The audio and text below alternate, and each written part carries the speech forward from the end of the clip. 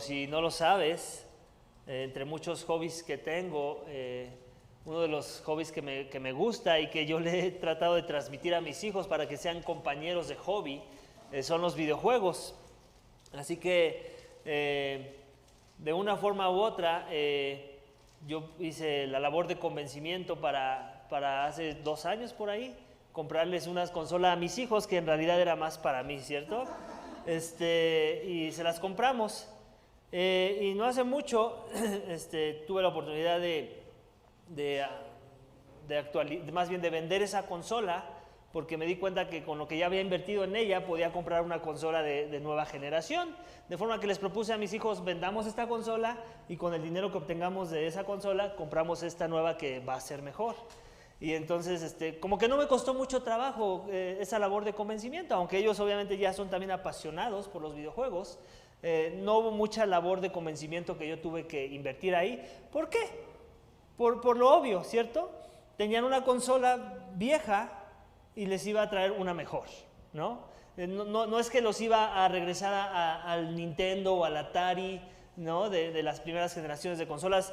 Iba a traer algo que equivalía y de alguna forma superaba esa consola. Bueno, pues imagínate ahora con ese pensamiento y trata de ponerte en los zapatos de los apóstoles de Jesús, en donde lo que ellos tenían de frente a sus ojos, no era una simple y vil consola de videojuegos.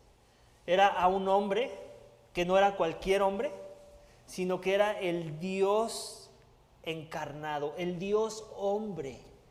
Tenían a la deidad misma frente a sus narices, en forma de humano.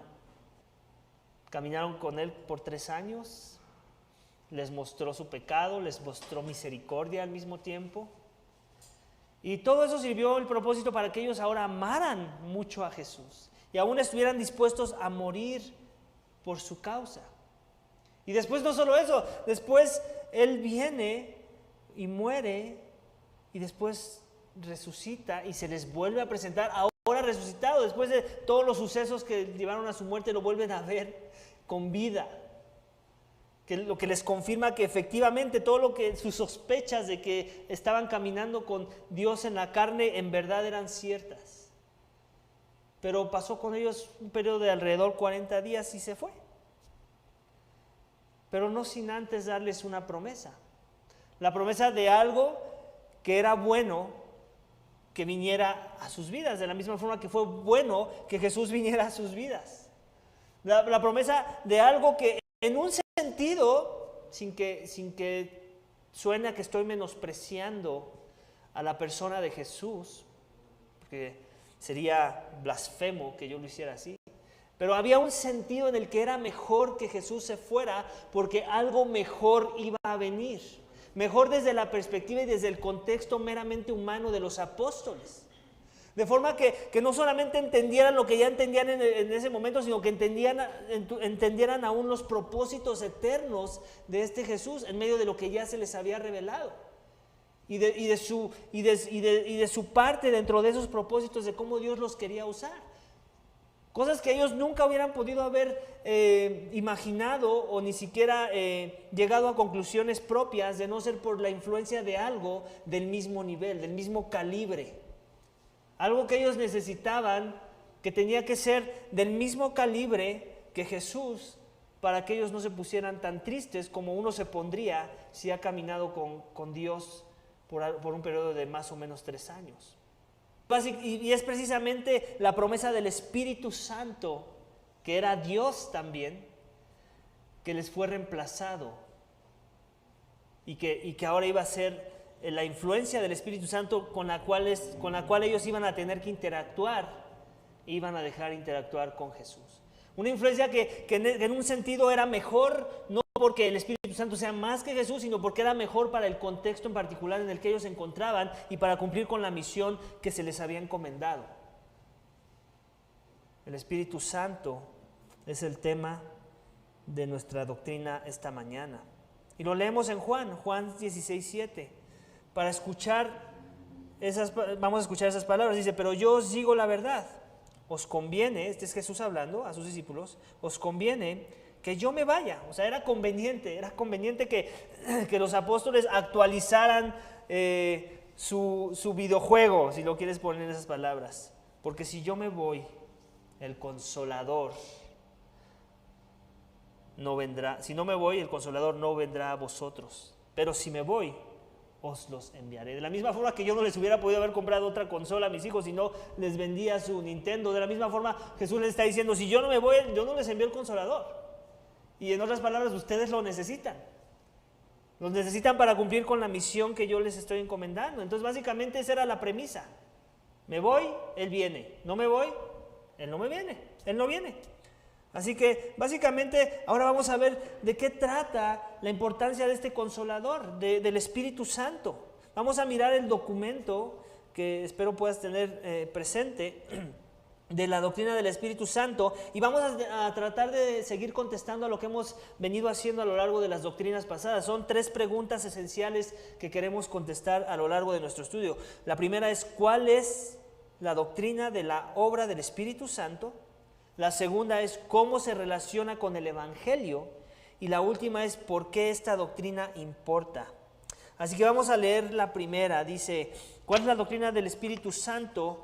Dice, el Espíritu Santo es una persona, es uno de los miembros de la Trinidad, es igual al Padre y al Hijo en términos de su valor, de su gloria y honor, y debe ser adorado junto con ellos. ¿Cuál es su trabajo? Manifestar la presencia activa de Dios en el mundo, y especialmente en la iglesia. Después de que Jesús ascendió al cielo y continuó a lo largo de toda la era de la iglesia, y continúa, el Espíritu Santo es ahora la principal manifestación de la presencia de la Trinidad entre nosotros. Entonces, ¿te das cuenta? Pareciera que los apóstoles perdieron, pero en realidad ganaron.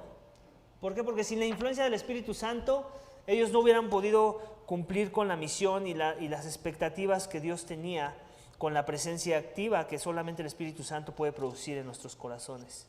¿Cómo trae el Espíritu Santo evidencia de la presencia de Dios? Eso es algo que vamos a ir viendo. ¿Cómo es que el Espíritu Santo trae evidencia de que esa presencia en verdad está activa dentro de la iglesia, como acabamos de leer? Bueno, lo primero que vamos a ver es que el Espíritu Santo, en el inciso A dice, el Espíritu Santo empodera. ¿Empodera a qué? Inciso A1, el Espíritu Santo da vida. Bueno, ¿cómo lo vamos a saber? Hay muchos pasajes a los que podríamos ir, ahí tienes una gama de ellos y aún hay más. Sin embargo, por cuestiones de tiempo vamos a ir solo a uno. ¿Cómo es que el Espíritu Santo me empodera? ¿Cómo es que me da vida? Salmos 104:30 dice, envías tu Espíritu, son creados y renuevas la faz de la tierra. Necesitamos el poder del Espíritu para dar vida. Sin el Espíritu, lo vimos aún hoy en el sermón, coincide, estamos muertos. Somos muertos espirituales. Necesitamos el poder del Espíritu para yo ser avivado y ser recreado, una nueva criatura en Cristo, con el poder de ese Espíritu que me empodera para vivir una vida espiritual. ¿De qué otra forma me empodera? El Espíritu Santo da poder para el servicio. Por un lado me da vida cuando estaba muerto, y en Lucas 4:1 vemos eso. Dice Jesús, lleno del Espíritu Santo, volvió del Jordán y fue llevado por el Espíritu al desierto. Entonces, ¿te das cuenta? Jesús mismo necesitaba la influencia del Espíritu Santo para obrar, para poder servir a su prójimo, para poder servir a aquellos que lo seguían.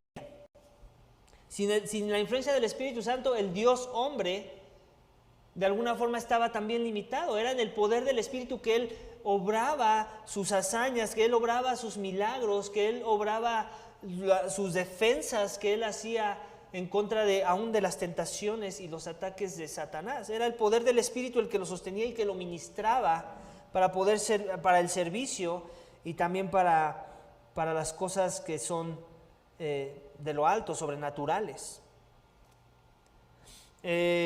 Vamos a continuar leyendo el poder. ¿Cómo más se evidencia la presencia del Espíritu Santo en mi vida? El Espíritu Santo revela. Ese es el inciso B.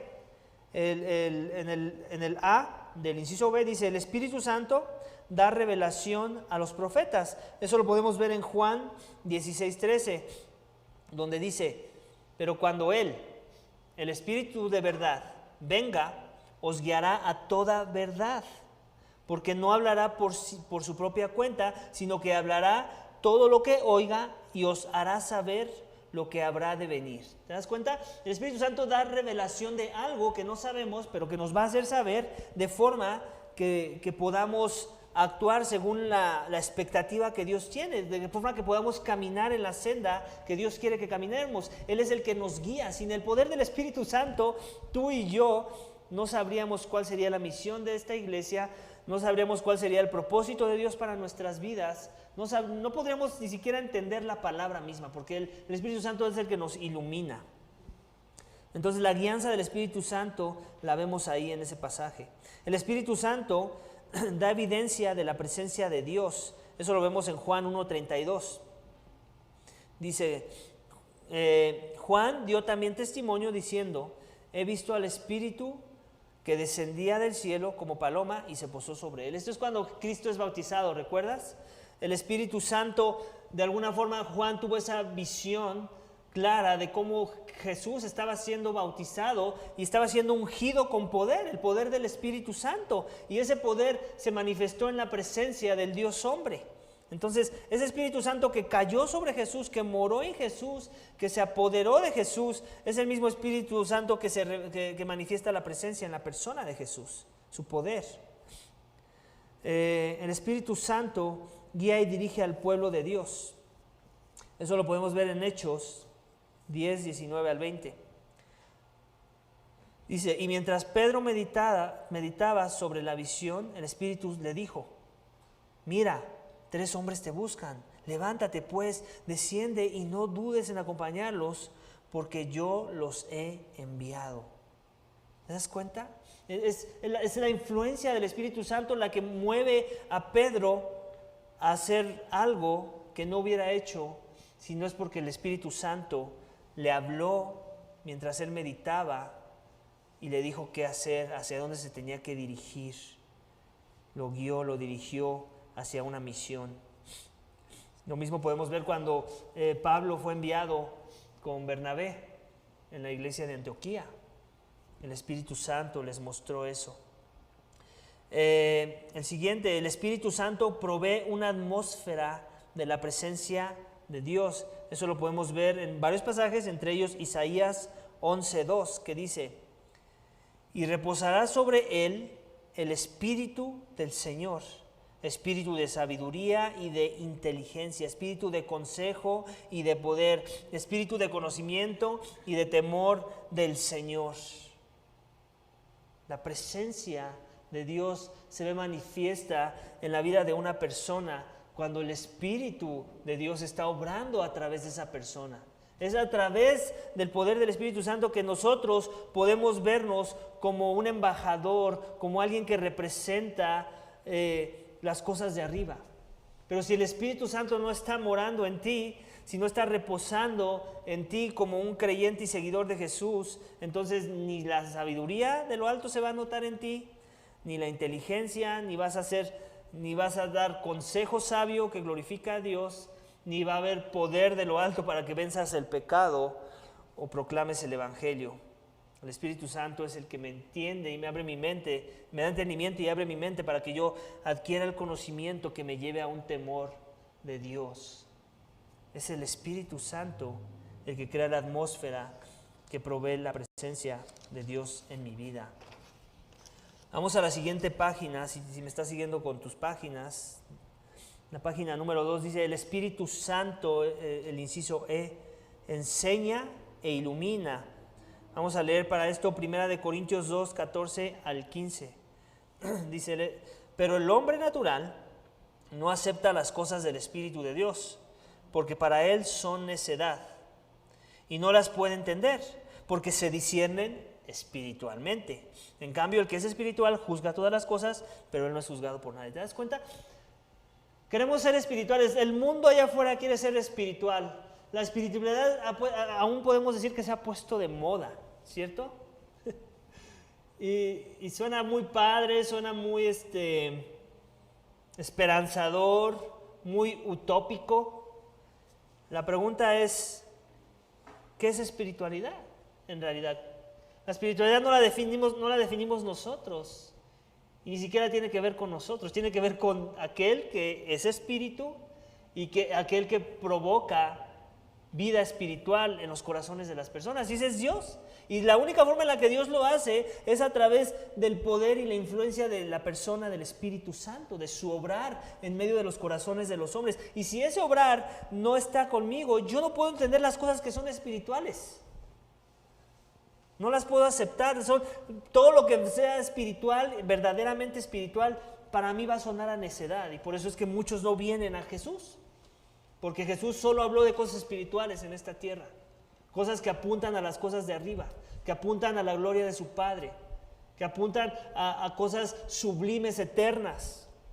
Y por eso las personas no vienen a Jesús, porque sus entendimientos están entenebrecidos, porque no pueden discernir las cosas que están reveladas ya en la palabra de Dios. Necesitamos que Dios nos dé un discernimiento espiritual, que avive nuestros corazones, que nos traiga vida, para que entonces sí, nuestra conciencia sea iluminada, nuestra alma cobre vida, el respiro de la vida de Dios entre a nuestros corazones y entonces podamos ver las cosas con un tinte espiritual. Entonces, básicamente en eso se resume contestar la primera pregunta. Obviamente hay un bonche de pasajes ahí, los cuales te animo a tú mismo crecer en tus convicciones de cada uno de los puntos que hemos tocado, para que veas cómo el Espíritu Santo obra en medio de nosotros para empoderarnos por un lado y para revelarnos, evidenciar su presencia en nuestras vidas. Aún te animo a que lo hagas como un devocional en casa. Si habías estado pensado, este año voy a empezar ya más firme con los devocionales y no has empezado, esta es una buena herramienta, y ni siquiera inicies con esta, inicia con la primera lección de las hojas que te hemos compartido y escudriña más los textos que no tocamos por cuestión de tiempo. Vamos a la siguiente pregunta de nuestro estudio de esta doctrina. Dice, ¿cómo se relaciona la doctrina de la obra del Espíritu Santo con el Evangelio? Es bien importante. No nada más queremos hablar de doctrina en esta iglesia, de eso ya estamos cansados. Muchas iglesias hablan de doctrina, se jactan de su doctrina, pero no saben hacer una conexión correcta de la importancia de esa doctrina con el Evangelio. Esos no queremos ser nosotros. Nosotros queremos crecer, sí, en la doctrina, pero queremos seguir creciendo en la necesidad del Evangelio y cómo esas doctrinas aportan a nuestro convencimiento, a nuestro crecimiento, a nuestro amor por el Evangelio. Y una de ellas es que esta doctrina está justo en el centro de la expiación. Según Hebreos 9:14, Jesús se ofreció a sí mismo por el Espíritu al Padre. Vamos a leer Hebreos 9:14, a ver si es cierto que eso es verdad. Dice, ¿cuánto más la sangre de Cristo, el cual por el Espíritu eterno se ofreció a sí mismo sin mancha a Dios, purificará vuestra conciencia de obras muertas para servir al Dios vivo? ¿Te das cuenta? Ahí está, es el Espíritu eterno que, por el Espíritu eterno, por esa influencia, por ese poder, Cristo fue que se entregó a sí mismo como un instrumento para la expiación, para entregarse a sí mismo como una ofrenda de libación, como para un sacrificio que necesitaba ser consumado. Fue con la influencia del Espíritu Santo. ¿Te das cuenta? Entonces, en otras palabras, si esa influencia no hubiera estado ahí, Cristo tal vez no hubiera dicho, se hubiera aferrado a pasa de mí esta copa en el Getsemaní, y tú y yo estaríamos muertos en nuestros pecados. La otra, ¿cómo se relaciona la obra del Espíritu Santo con el Evangelio? El Espíritu Santo está involucrado en la resurrección de Jesús.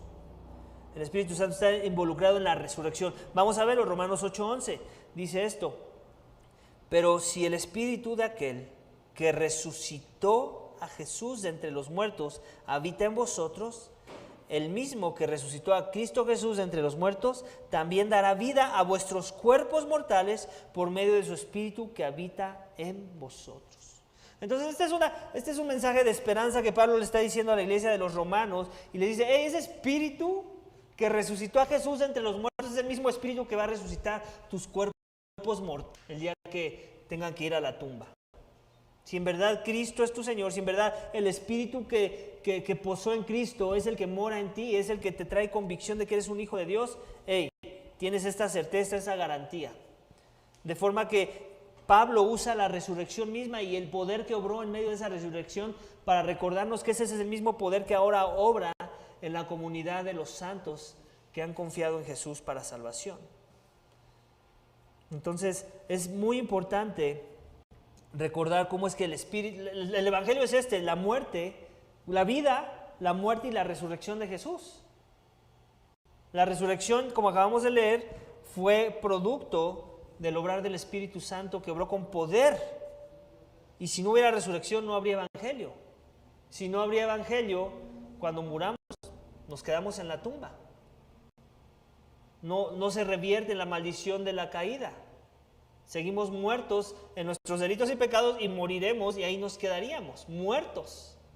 Es solamente por medio del poder del Espíritu Santo y la obra del Espíritu Santo para resucitar cuerpos muertos, cadáveres, que podemos tener esa esperanza de vida eterna con Jesús. Por último, ¿cómo se relaciona la doctrina del Espíritu Santo con el Evangelio? El Espíritu Santo es el que viene en Pentecostés y habilita la proclamación y la recepción del mensaje del Evangelio. Eso lo podemos ver en Hechos 2, 1 al 4, donde dice, cuando llegó el día de Pentecostés, estaban todos juntos en un mismo lugar. De repente vino del cielo un ruido como el de una ráfaga de viento impetuoso que llenó toda la casa donde estaban sentados, y se les aparecieron lenguas como de fuego que, repartiéndose, se posaron sobre cada uno de ellos. Todos fueron llenos del Espíritu Santo y comenzaron a hablar en otras lenguas según el Espíritu les daba habilidad para expresarse. Entonces, en otras palabras, si te has preguntado muchas veces por qué es que tengo un temor a la proclamación del Evangelio, bueno, pues necesitas ser lleno del Espíritu Santo. Necesitas proclamar en el poder del Espíritu Santo. Si te has preguntado a veces por qué mi proclamación del Evangelio no es tan efectiva, bueno, ¿será que el Espíritu Santo no está acompañándote en medio de tu proclamación? Tal vez no estás dependiendo lo suficiente en Él, tal vez estás siendo muy autosuficiente, tal vez estás creciendo mucho en pulir tu doctrina, pero no estás creciendo mucho en tu confianza de que el Espíritu Santo ocupe esa doctrina para que obre en el corazón de la persona. Porque recuerda que últimamente Él es el que trae vida, y eso lo tenía muy presente la iglesia de Hechos. Y ahora nos deberíamos preguntar por qué no vemos el nivel de conversión que vemos en ese entonces, que se convertían 5,000 en la predicación de un sermón de Pedro, y los 4,000 después, 3,000. El punto es que el Espíritu Santo me empodera para que yo pueda proclamar, para que yo pueda proclamar con el sentir correcto, con la doctrina correcta y con el énfasis correcto. Yo puedo dar mucho énfasis de la doctrina, de muchas cosas que son buenas y que son verdad, pero que no son el Evangelio. Y por eso muchas veces el obrar de ese mensaje no es efectivo, o como uno esperaría, en ver la conversión, para que el que lo reciba con poder. Porque recuerda que el Espíritu Santo va a usar un mensaje que es correcto. El Evangelio es poder de Dios para salvar, y el mismo mensaje que ya de por sí es poder, actúa con poder para su recepción, pero el mensaje, el Espíritu Santo lo va a honrar cuando el mensaje está bien proclamado. Si el mensaje es una farsa, si el mensaje es una copia barata del Evangelio, si el mensaje ha sido diluido, si el mensaje no es el énfasis de la gloria de Cristo, de su sacrificio en la cruz, de la fe solo por gracia, sin obras, de la salvación sin obras, Entonces, el Espíritu Santo como que no te va a hacer mucha compañía en esa proclamación. Lejos de eso, yo pienso que más bien va a huir de esa proclamación, porque no es la proclamación que Jesús instituyó, que sus apóstoles enseñaron. Entonces te das cuenta, el Espíritu Santo me habilita para proclamar y es el que habilita a mi receptor para entender esa proclamación.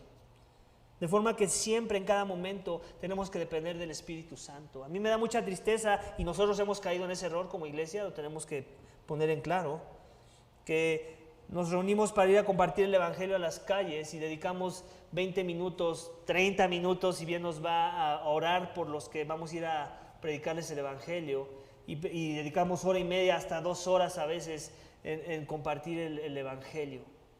¿Te das cuenta de la inconsistencia?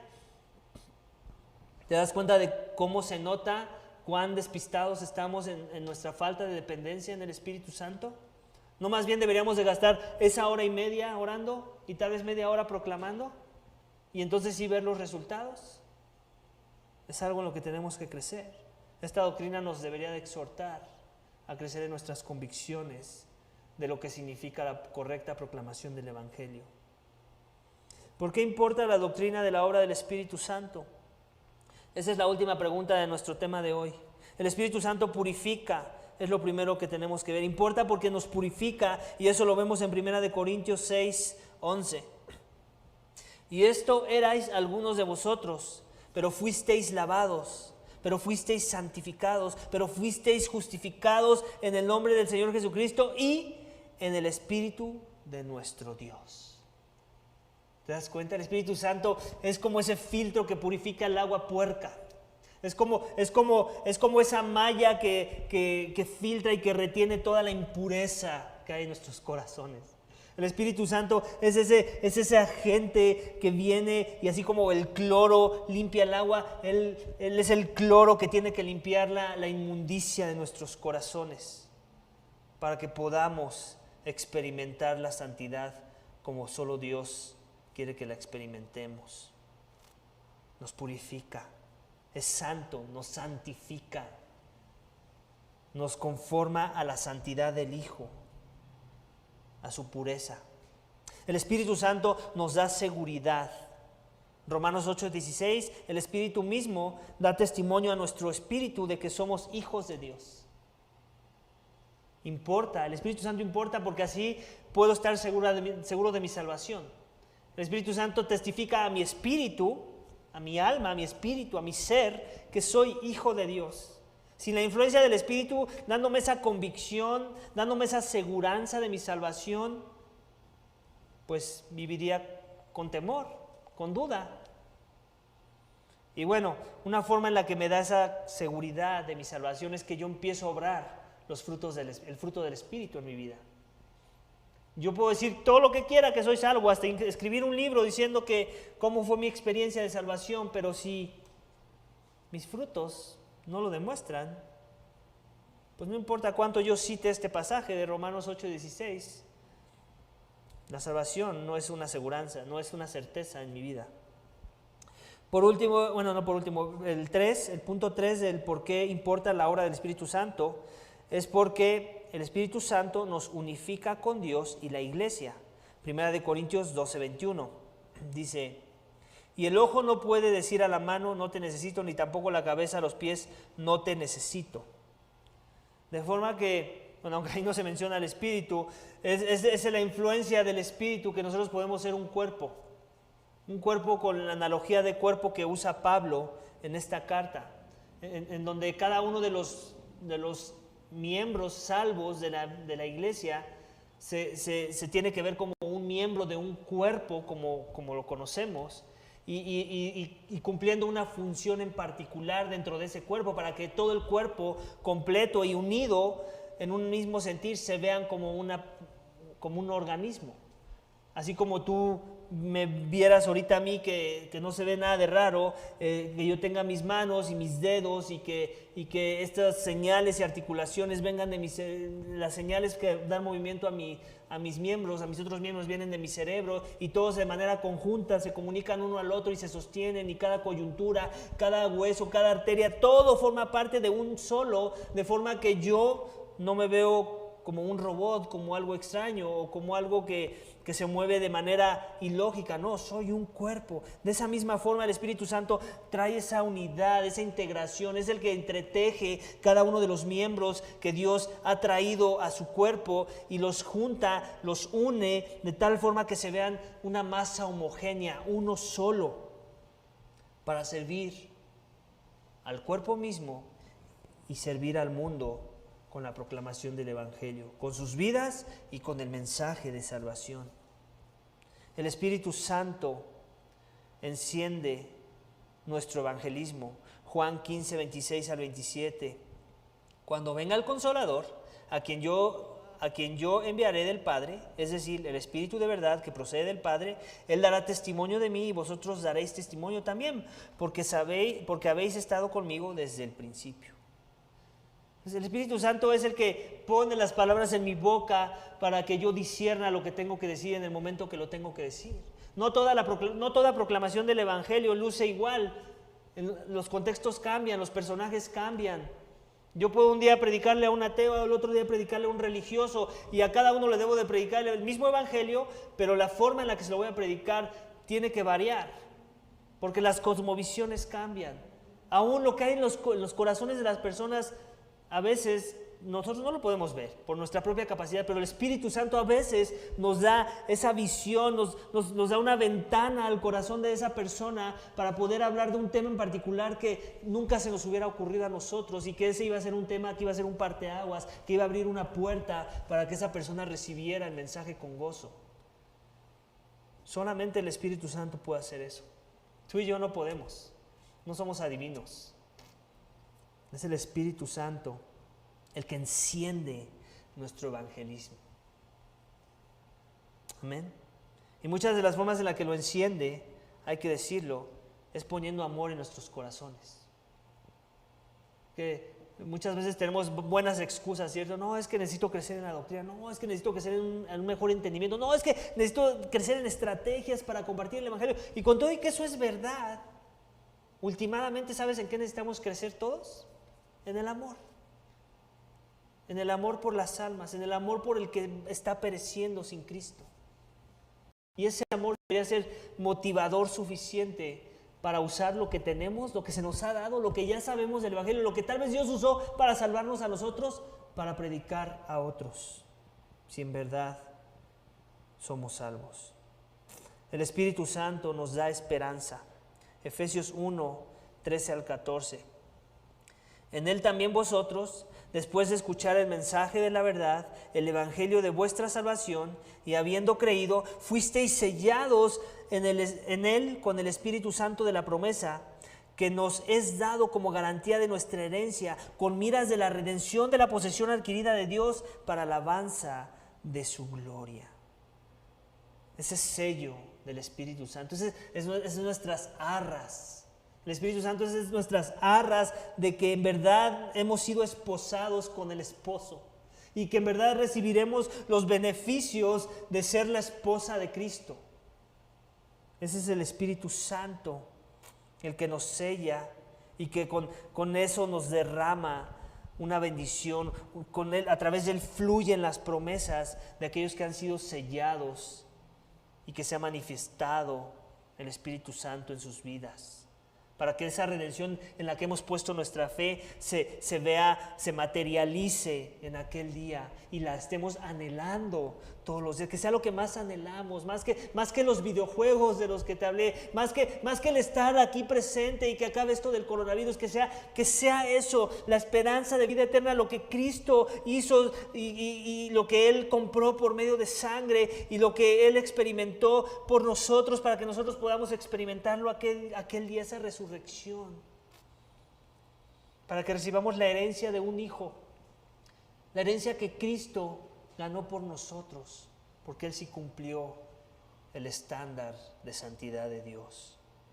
Y nosotros a través de Él, por el poder del Espíritu, que nos santifica día a día y que nos prepara para esa morada eterna, esa morada la cual anhelamos, esa morada que no luce tan desconocida, porque es algo que el Espíritu ya empieza a formar en nosotros, esos anhelos, esos deseos, esas pasiones por las cosas eternas. Él nos da esperanza. Amén.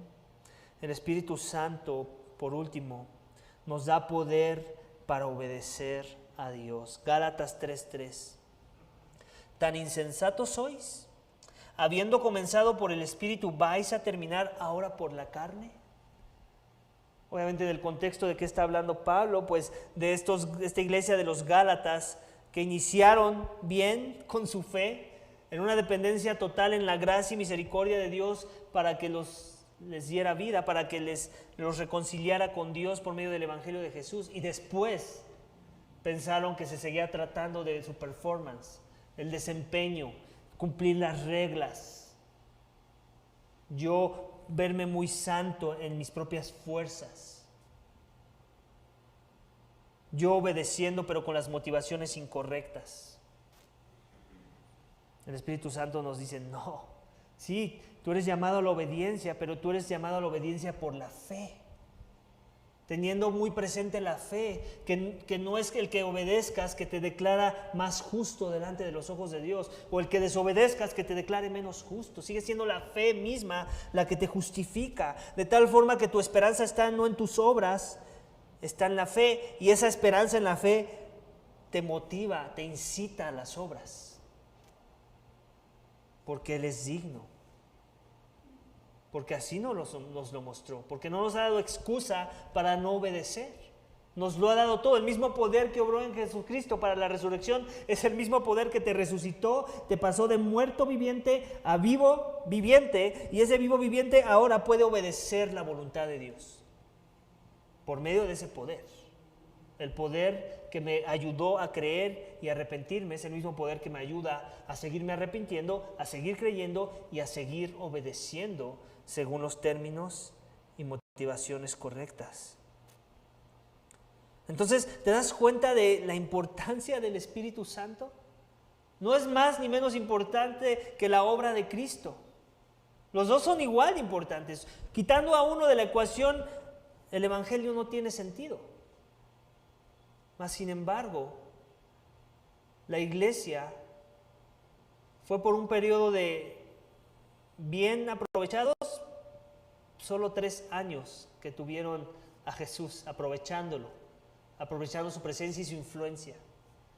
Pero lleva más de 2000 años aprovechando la influencia del Espíritu Santo.